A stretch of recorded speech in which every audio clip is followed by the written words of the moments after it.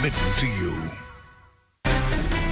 Welcome back. My guest this morning, Congressman Steve Cohen, and we'll pick up the conversation here with tax reform. You're anticipating hearing from the Republicans this go-around as y'all get back into session. What are you anticipating from Republicans in the arena of tax reform? We don't know a lot of what they're going to propose, but what we've seen would benefit, it would be across the board, and so it would benefit the richest Americans more because they have the most money, of course.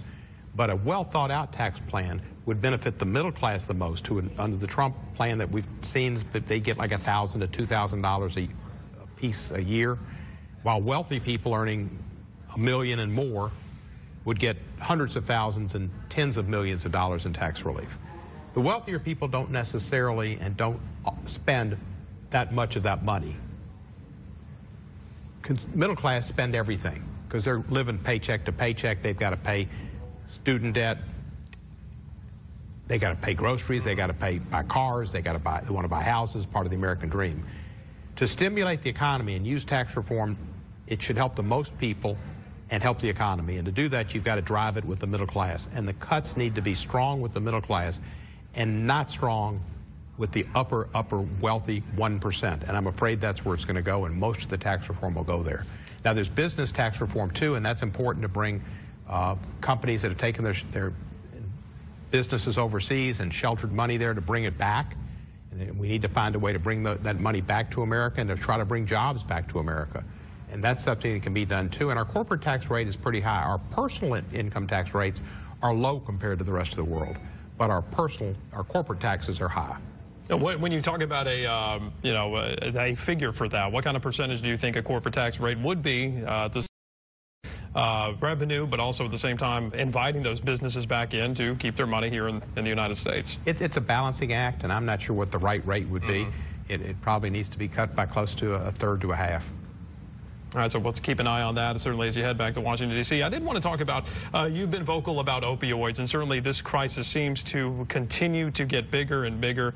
Certainly more awareness is around opioids, certainly, and with heroin abuse and also the abuse of opiates and also prescription drugs. Are you on the same page as folks that want to pursue the drug makers and hold them accountable for their alleged involvement in this and the prevalence of this? Well, I'm not sure. I'm not a big fan of the pharmaceutical industry. I'm not sure if they need to be the ones attacked. And I know you can't arrest your way out of the problem. I think what we need to do with drugs in general is treat it as a health issue and not a criminal justice issue. And I'm afraid Jeff Sessions still sees things in the light of the 50s of arresting people. He's made it clear he wants to arrest people for marijuana in major ways and put them for long jail sentences. There are people that think it's because of private prisons. I think it's just because of a mind that hasn't grown into the 21st century. But the opioid crisis is great. Heroin addiction is great. And we need to concentrate our limited resources on heroin, on crack, on meth, and the drugs that kill people and cause people to rob, steal, kill others to feed their habit. Marijuana is not that drug. And in everything that you've got in life, there's an opportunity cost. When you put money into fighting marijuana, you're taking it away from fighting heroin. You're taking it away from fighting meth. And there's not the old theory that they start and it's a beginning of the chain. That's been debunked so many times. So I think we need a intelligent drug policy that go after dealers of heroin and crack and meth, and I guess opioids too. They're dealers in that, but treat the users as a health crisis and try to get them treatment. It does seem like the motivation is there. President Trump, this is something that he did campaign on, and this week he did unveil somewhat of a plan, even getting Health and Human Services Secretary Tom Price on board with that, and they were vocal on it. So is this a bipartisan effort? Did you foresee that happening? It should be, and it pretty much is. I mean, everybody, we had a bill, I was on the conference committee that was bipartisan. Trump didn't declare it a national emergency, which he didn't go as far as he could have. I think the mayor of Nashville,